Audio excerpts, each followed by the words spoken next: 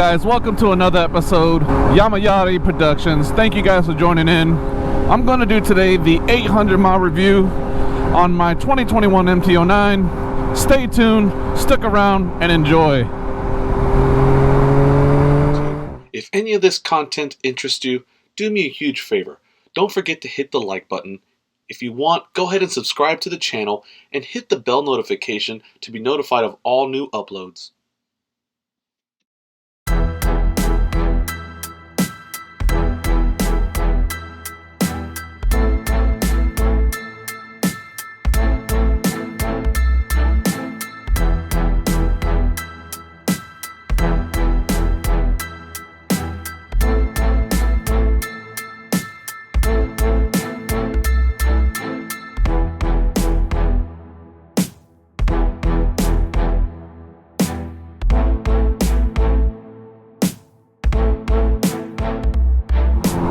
What's going on YouTube? Welcome to the channel.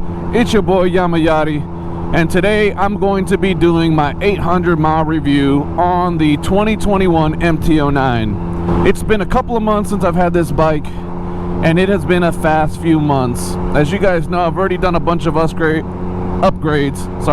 with TST Industries, lights, levers, as well as frame sliders. Even there the other day, test fitting some new products that are going to be released here shortly. Whoa! Wow. That's why you always anticipate the departure, like Dan the fireman always explains. I was ready to cross lanes. I was already looking, didn't see the car, or the car didn't see me, I should say. I was ready to divert over. It's all good. Anyway, here we go. So, as you guys know, it's been a couple of months since I've had this MT09, and life has been really good, man. I made a couple of install videos on the Akrapovic exhaust system, and that trended pretty well on YouTube. It inspired to make another video. That one's been doing really well, and I finally decided, you know what? Maybe I should try this YouTube thing out. I watch YouTube all the time. I watch Modonosity, Blockhead, Chase on Two Wheels, Cycle Cruiser. Yeah, baby, we out here. Who else? I don't know. I watch a bunch of people. Oh, 650 Ebe. I like 650. So anyway, I was like, man, you know what? Maybe I should just start vlogging some of this content for you guys to make it more interesting. Well, I had the GoPro Silver, the 7. I bought the audio adapter. I bought the Purple Panda, set it all up, bought the case. Guess what?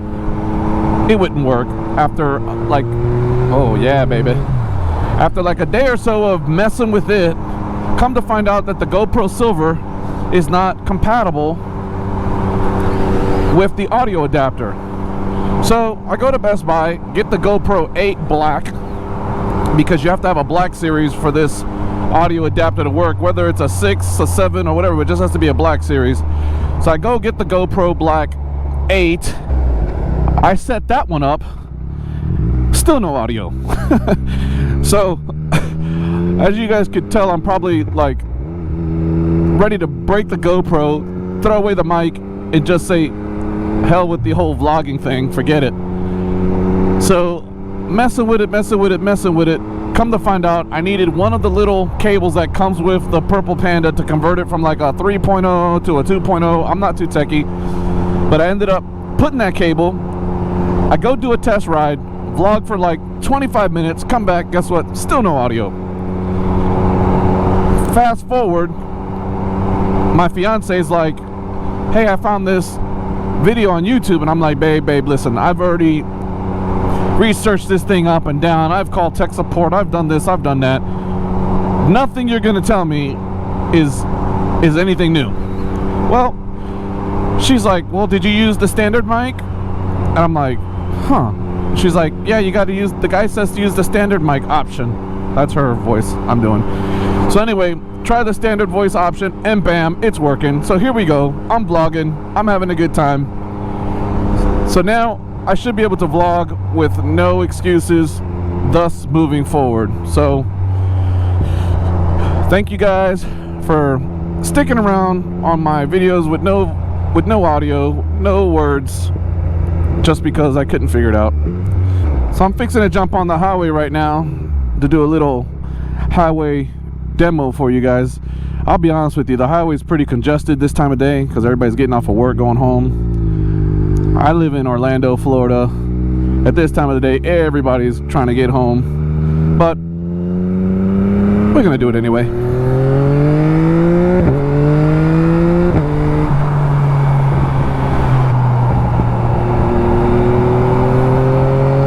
All right, here we go.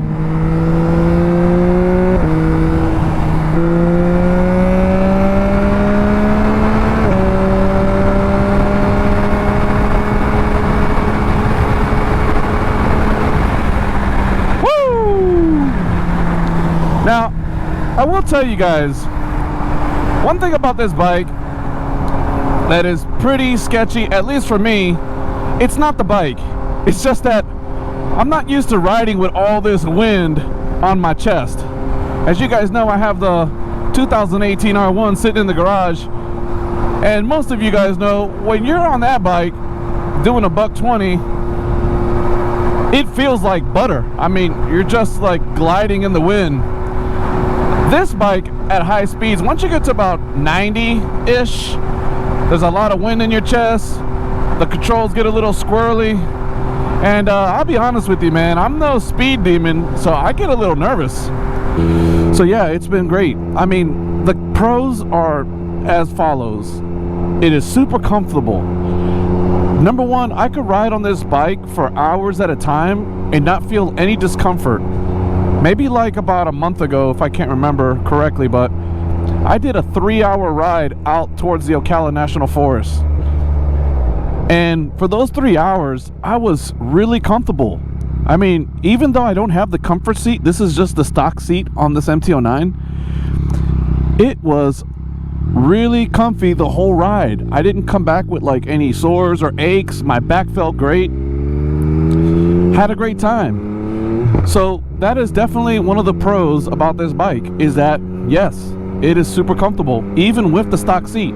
The suspension is really, really great. I rode the 2019 during the Daytona Bike Week in February, back in February or January of this year in Daytona, and I go into the Yamaha tent and I was able to ride the MT09, the previous gen. And man, I actually thought the suspension on that one was great. No complaints. That's one of the things that made me want to get this one. Not to mention that my back is not the greatest. I mean, I can have weeks where my back is just really sore, just from previous jobs and life, and you know, I'm hitting 43, so I'm definitely not a young spring chicken. But another pro about this bike, it's fast. I mean, this bike is no slouch.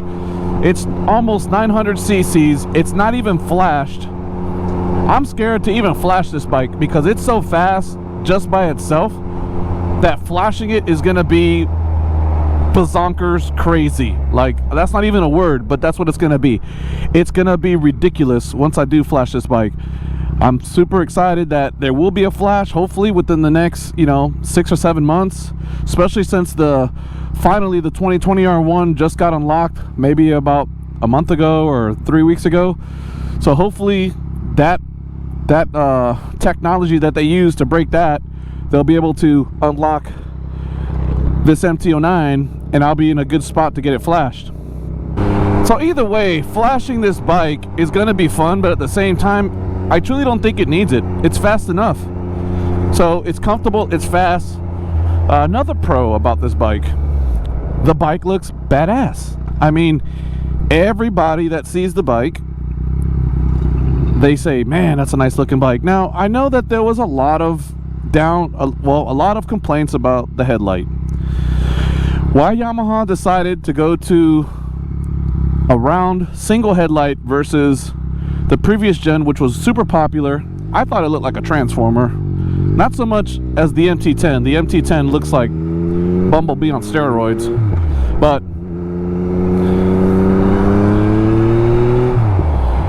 definitely the previous gen had a nice look to it.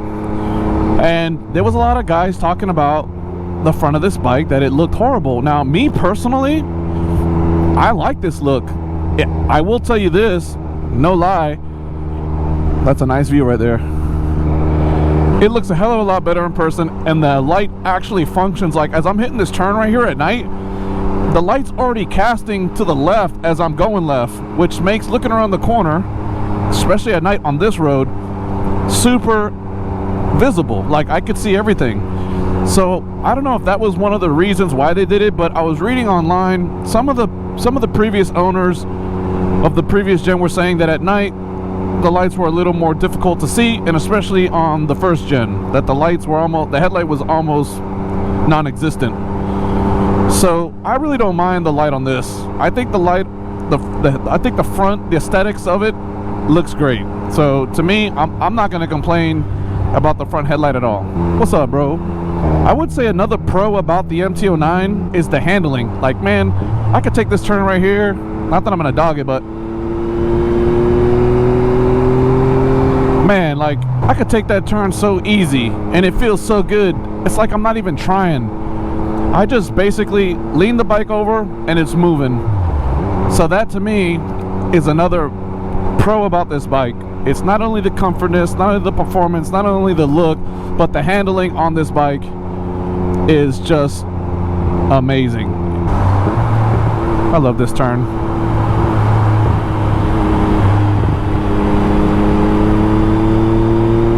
Oh, there's those gray birds. You gotta watch out for these guys in Florida. These guys will run straight out in front of your bike and knock you over. It's a little chicane turn here.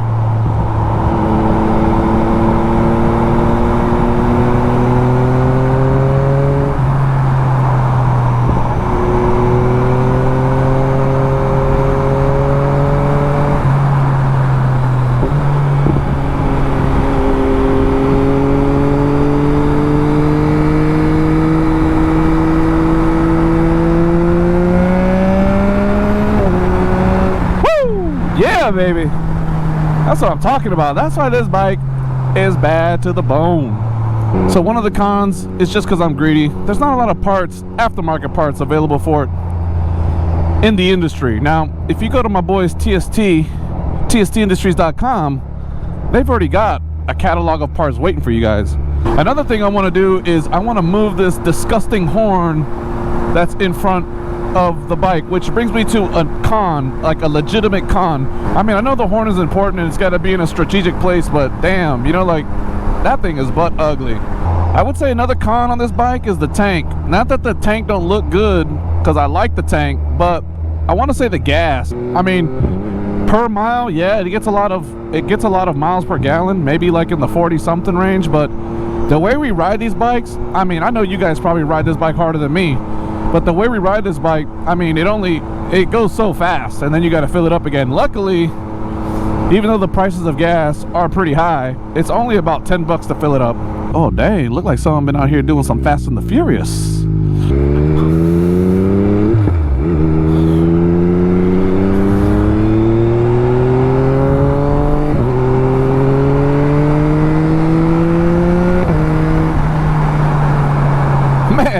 That never gets old, ever. Even just to like 70, it just feels so good. Bottom line, this bike is amazing. Go to your local dealership. Make sure you pick one up. Don't be scared, man. I just bought this thing blinded. Like, I just read about it. I did one test ride and I grabbed it. And I'll be honest with you guys, you don't even got to test ride the bike. Just go put your deposit, go grab one. You'll love it. Definitely one of my... Actually, this is my favorite bike I've ever owned. I've owned about 4 or 5 bikes.